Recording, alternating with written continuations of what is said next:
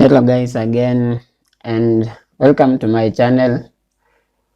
And in this session I just want to show you a project that you can work on. Maybe if you are just a beginner in Laravel and you are looking for projects that you can work on.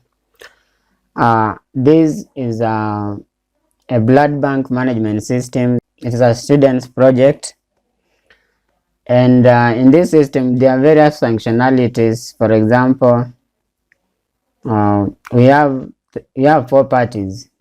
And the first one is the patient, the donor, the blood bank, and the admin. So the patient can log in and can see can log in and can make blood appeal. So let's say that the patient needs blood, like blood group A positive. So the patient will be able to just come to the website and then click on register first, and then after registering can able to make appeal. So for example, if we look at this carousel, you find that when the patient clicks on make appeal, it takes to the login page. So the patient cannot make appeal unless the patient is authenticated. And then after that, after logging in, the patient will be able to make appeal, and the patient will be able to see the appeal that that he made, or he or she made. But after making one appeal, if that appeal is pending, the patient will not be able to make another appeal. So that is the first part. And the second part is the donor. So the donors can also log in and register. So somebody, if you click on register, somebody can register as a patient and as a donor. Okay. And then blood bank is able to add donors. So let's say that a donor went to a certain blood bank to donate blood, or a certain hospital to donate blood, and the donor will be able to be registered, and that donation is going to be registered. Okay. And then after registration, we are going to get a blood bag, and each blood bag is going to have a QR code. So in this we also have QR code generation functionality, where every time the blood bank registers a donation, a QR code is generated, and that QR code is specifically for that blood bag that the donor donated. So whatever the student is trying to do is to solve the problem of blood theft that happens in many of the hospitals. You find that people donated blood, but that blood is sold to countries like Somalia, I think, other neighboring countries. So that is why the student came up with this project to try and solve that issue. Okay. So how does that patient solve? How does the student solve this issue? So you find that after donating, that blood bank is identified, then QR code generated for it, and then it is recorded in the system. And every time it is scanned, a request comes to the system. So we have this application working with another Android application for scanning, that is QR code scanner. So every time the code is scanned, if it is being transferred, a request will be sent to the backend saying with a certain ID. So of course we'll take that ID and then process. If it is being transferred, we know the exact location. So the app will take the location of that place and then send a request in the backend to the server, and the server will know that the blood has been transferred to this location. And then when the blood bank is that blood bank or the blood is being used, they will also have to scan the QR code, and then it will come with the will come with the details of the blood being transfused or being used. And then after that, we are going to update the record, the donation from pending to used, or pending to used. So that is what the student is trying to solve. So the first thing we have the registration, so the patient can register. And okay, I talked about the blood bank. Admin can actually access a lot of details, as we are going to see. So let's start by registration. So I can register first. If we go to home page, I can register as a patient. For example, I can just do the name of the patient, ABC at gmail.com. Oh no, this is the name. So just do that. The name is going to be ABC. Phone, I'll just take these details. And then I'll just choose that. Blood group, I can do AB positive, and then the sub-county, I can do the sub-county that way. And then the password, I just do ABC like that, and then you can click on register button, and you are registering as a patient, as you can see. So the password,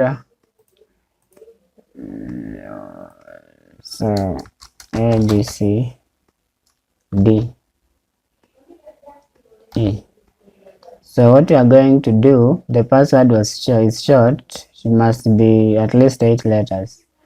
So what you are going to do is to change this to abcde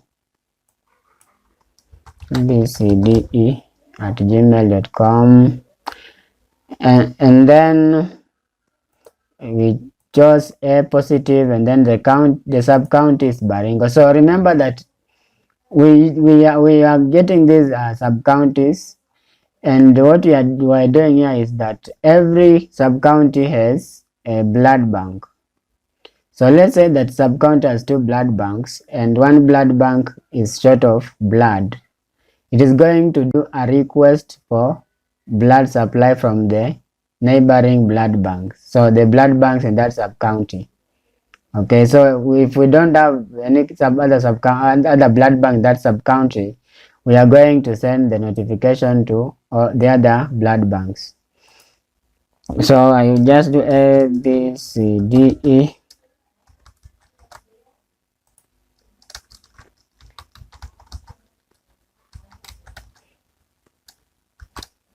So register, and registration has gone through successfully. So the first thing you find that you get the user dashboard, and you are logged in as ABCDE, and then after logging you get this button where you can make an appeal, and then what you can do is access the profile. So the user can access the profile. That is all that the user can do. So let's log out and register another. And so let's register as the donor. And just go here and click on become a donor, and then you register. Instead of patient, we do donor. A, B, C, D, A, B. Let's just do donor like that, and do donor at gmail.com, and use these details. And then blood you can just do A positive. Then sub count you can just take Baringo still. Then the password,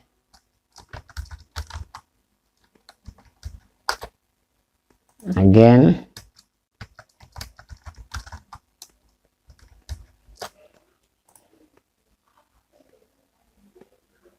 So the password did not match, so let's just do that. Here we have to choose donor, because we are registering as a donor. Here it is A positive, and then the password,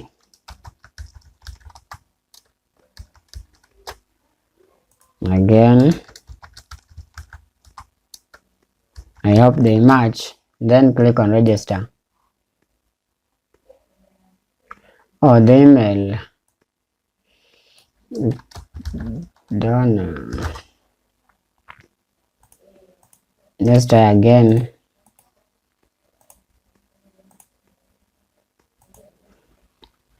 The name is donor. Here it is donor.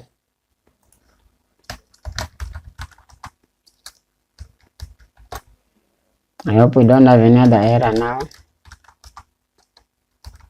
We won't have another error now. So we click on register and we are registering as a donor. And we are taken to the donors dashboard. Okay. In the donors dashboard, you can see the donor can get notifications, can see the profile, can see the donation history. So for example, you can click on notification. You see there is no notification for that donor. We click on profile and then we can get the donation history. Okay, so that is the donor, and then now let's log in as blood bank. So the blood bank is registered by admin, so the blood bank cannot register. So if we just go to login and register as the blood bank, I just log in as a blood bank, and then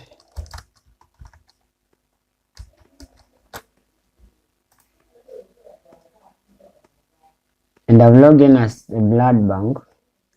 And as you can see, the blood bank dashboard has a lot of changes. First, the blood bank can make appeal. Blood bank gets notification when there is low blood count, and gets the notification when other blood bank has sent a blood transfer appeal. So let's say that another blood bank has low supply of blood, it will click on make appeal. Okay, so let me just show you, and then it will select the blood type, let's say A positive, and how many bags they need. So for example, 6 bags, and then you click on send appeal. So this appeal has been sent. But another thing that has happened is that notifications have been sent to all the blood banks that are in that sub-county, and the notification type is blood need bank. So this kind of notification is where there's insufficient supply of blood. So you have, when you click on notifications here, you get all the notifications appearing here, and you can if the notification is about low blood count, you can see we have make appeal button, right? So if we click on make appeal, let's see what happens. It takes us here, and let's try to do appeal again, and that appeal has been made. And then you see notifications going up, right? So those are the notifications. But let's go back to the notification so that I can show you something. So if you click on mark as read, you find the notification counts reducing. So you can mark notifications as read. So after reading the notification, you can mark as read, and they are going to reduce the notification count. And then you have the appeals. But before that, let's see the action the blood bank is able to do. So the first thing is it is able to add the donor, and the second thing is able to register donation. So let's click on donation. So for the blood to register donation, it must have that donor registered in the system. So if it is not there, they have to register that donor using this add donor button. So this is the add donor form. So after adding the donor, just click on register donation. So let's say that you want to do a donation to this, or to register donation for the donor who is registered here. The first thing is to select that donor, and then you select the blood group. So I've selected the donor with blood group AB, but here the donor is blood group A positive. So let's try to register and see what happens. and there you get the error message that the blood group selected donor does not match. So this they must match. So if A positive, the blood group must be A positive for that registration to go through. So let's try to click on register, and you see the message that the donor has been registered successfully because it is A positive and then the blood group is A positive, right? And then if we go to appeals, we'll find out that we find all the appeals that have come from patients. So if a patient makes an appeal, we are going to see all those appeals here. And then you have the pending, the status pending. So if that appeal, let's say that a patient needs blood and makes an appeal, if that appeal if that patient gets blood, the status of appeal will change from pending to another, from pending to maybe helped. Yeah, so from pending to helped. So this is the appeals that users makes. So there are two types of appeals. Let me be clear on this. There is appeal that a bank makes when it has low supply of blood, so that it can get blood from other blood banks. And there is this appeal that the patient makes when that patient needs blood. So let's say the patient needs blood type A positive. So the patient will make an appeal, and then after making appeal, all the blood banks in that sub-county will receive this notification of appeal. So they will see that this user has made an appeal, and then they can help, right? So that is the appeal. And then you have the donations. So every time the blood bank registers donations, those donations comes here. Okay, those donations are registered under this section, and you see every time a donation is registered, you get what? QR code. And this QR code you can scan, and you'll find the details of the donor, right? You will find the details of the donor. If you just scan this QR code, you'll get the details of the donor, the donor ID, the blood bank, and the detail like those. And those are those are the details that you'll get. So for example, after getting this, you can download what? The QR code. Okay. So as you can see, you have downloaded the QR code, and you can open that QR code and see how it looks like. So this is the QR code generation section. Now we are able to generate the QR code. So this contains the QR code, the information about that donation that will be placed on every blood bank. Remember, every user, every donor can donate. Right, and when the donor donates blood, we have one blood bag, and that blood bag is where we stick that QR code about the donor and the information about the blood. And this is the QR code, right?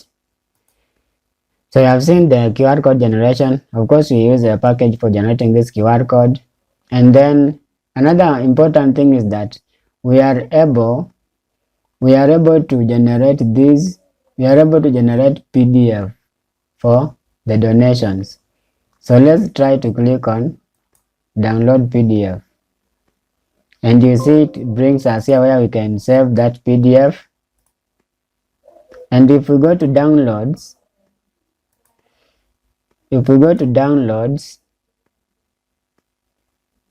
and then documents, you'll get that donation _2. So we are opening it, and you see how the donation is saved. The blood bank or hospital, then you have the blood bank, donor, status, right? And as you can see, this blood bank can only access information about the user that they registered or the donor that they registered, and this we get reports, right? And the first report, as you can see, it is the PDF for donations. And then I think that is the only donation, that is the only report that blood banks get. Okay, so that is the blood bank. And then on the dashboard, I don't know if I showed you. On the dashboard, you can see we have the blood group count. Blood group. So this is a blood bank, and this blood bank has stores the blood and with various blood groups. So we have group. This we have group. For example, A positive, we have 4 donation of 4 blood bags. A negative, we don't have any. B positive, we don't have any in this blood bank. And A positive, we have 27 bags, right? So this is the blood bag count per type or per blood group, right? And then I showed you, I think everything. And then we have the blood bank can also access what? The profile. And then we can log out. So that is the blood bank. So let's see admin. So admin can log in.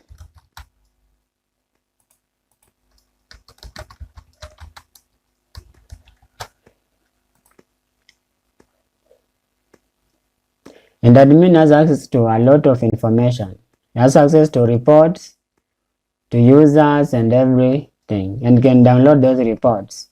So you can see admin gets a lot of notification. For example, when blood overstays in a certain blood bank, admin is sent notification that blood type whatever has overstayed or has overstayed there.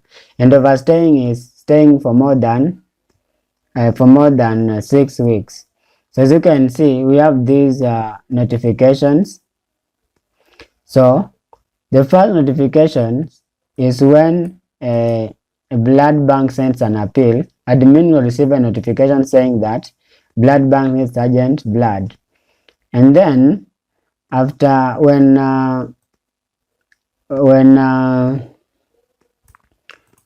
blood overstays, you find that a notification is sent to admin that blood group this and in certain blood bank has stayed there for over 6 weeks. So this is done so that we don't have a lot of blood because this problem happens. The problem of blood theft happens when blood overstays in a blood bank and it has to be used, right? So that is why you have to notify admin when blood stays for more than 6 weeks before being transfused. And also admin can mark as red, and you can see the notification count going down. And another notification is when the user makes an appeal. So when the user makes a blood appeal, you find that the admin is also notified. Okay, that is the notification. And then let's look at what admin action. So admin can add patients, admin can add blood bank, and admin can add a donor. Okay, so this is the patient form, patient registration form, and then this is the blood bank registration form, and this is the donor registration form. Okay, so the admin can have access to the notification just the way I've shown you, and then admin can also has access to appeals, and the appeals sent both by bank and by blood bank and by the patients. And then admin can also access donations. Now in this case, admin accesses all the donations. Okay, admin can access all the donations and can download, right? You can download the PDF for those donations. So for example, if we click on the download PDF, you see it exists, but we can just click on that and it will be saved as donation 2. So we have that file name. So what we are going to do is to delete. So if you go to the documents, you can delete this.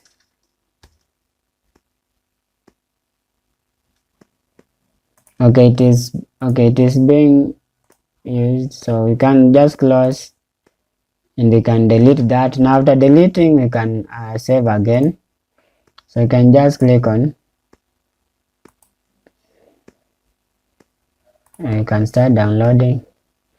It has been downloaded. So if you go to documents and double click on donations, you see that admin now has the record, gets the report about the donations in all the hospitals, or in all the blood banks in all the hospitals, right? You can see Kenyatta, and then Mumias, and then you have all the others, right? So admin accesses all the donations report. So another thing that admin is able to access is all the reports. For example, blood bank list, we have the users reports.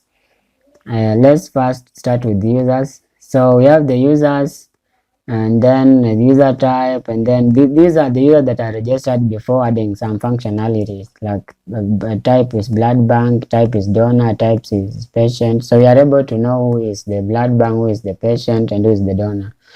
And the user can be made admin. So for example, this one, if I want to make that user admin, I can just click on promote to admin, and that user has been promoted to admin. Yeah, that is why you can see user type changes. The most blood bank, it has been removed, right? So that is what admin can do. Can delete users. So for example, I want to delete this user, this one, I just click on delete, and then has been deleted. And I can also do what? I can also edit a user. So I can click on the user, and then we will get this form where I have user details. I can change from AB to AB positive. I can change gender from male to female. I can change name from this to, let me just do updated, like that. Then I can also change password.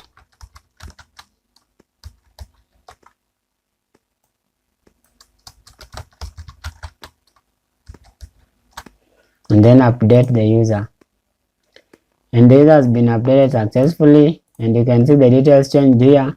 But if we go to users again, you can see Simon updated. It has been updated, blood group and everything has been updated. LB positive, you see that. And so that is how you can, that is the functionality admin, what the privileges of admin, or admin, what the admin is able to do. And let's go now to, okay, we can also get report. We can export to PDF and get the report of users. So we have the users, we can just click on, okay, and it's going to download users. So if we open the documents again, we know we have these users document. So if we open it, we find that all users, so this is the report of all the users, right? So that is how we generate reports for users. And then we can also get reports about the blood bank list. So from each county. So here we get blood bank list from each county. So let's say we get from Baringo County. Let's just go to Mumias, I think. So let's try to get from Baringo Central. And you see no blood banks found in Baringo Central sub-county. So let's just go back and try to generate from another blood bank, another county, another sub-county.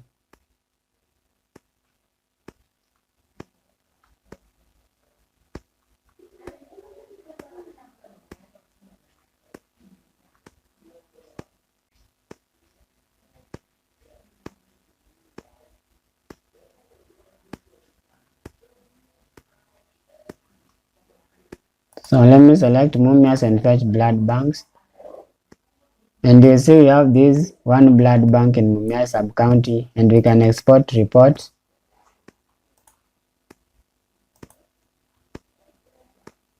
And if we go to documents, we can see blood bank list here. And this is the report about the blood banks found in a certain sub-county. And then we also have the reports about the blood bank details now. So let's just try that and see, and no details. And then let's just go back again and try another sub county.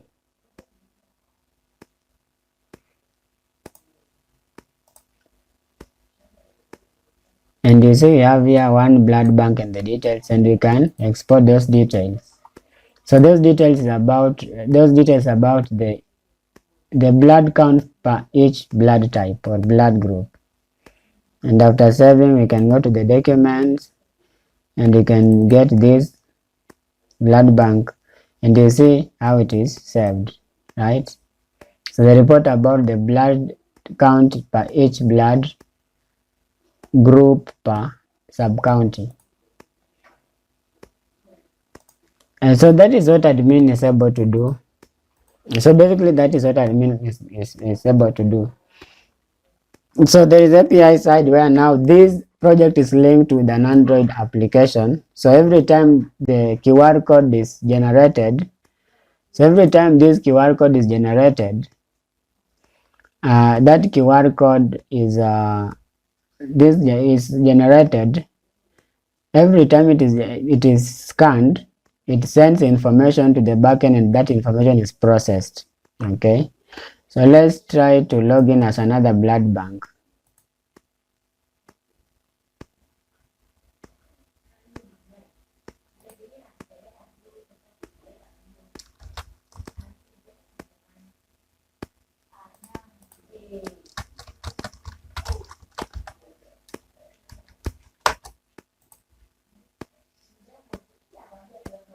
And you can see that blood bank, this must be the blood bank, and we have 30 notifications, and the 30 notification have the notification that blood need bank need blood, right? Then we have low blood supply. So we have, this is how the blood bank receives notification every time the blood bank, another blood bank makes an appeal. So it says blood type A positive is below the minimum required quantity for a blood bank. Please make a blood appeal. Okay, this one actually this is the notification for blood appeal. Okay, so basically that is the function. There's a lot of things that I can't explain, but it has a lot of functionalities. I can't explain all of them, but basically I've seen how it works, the blood bank management system.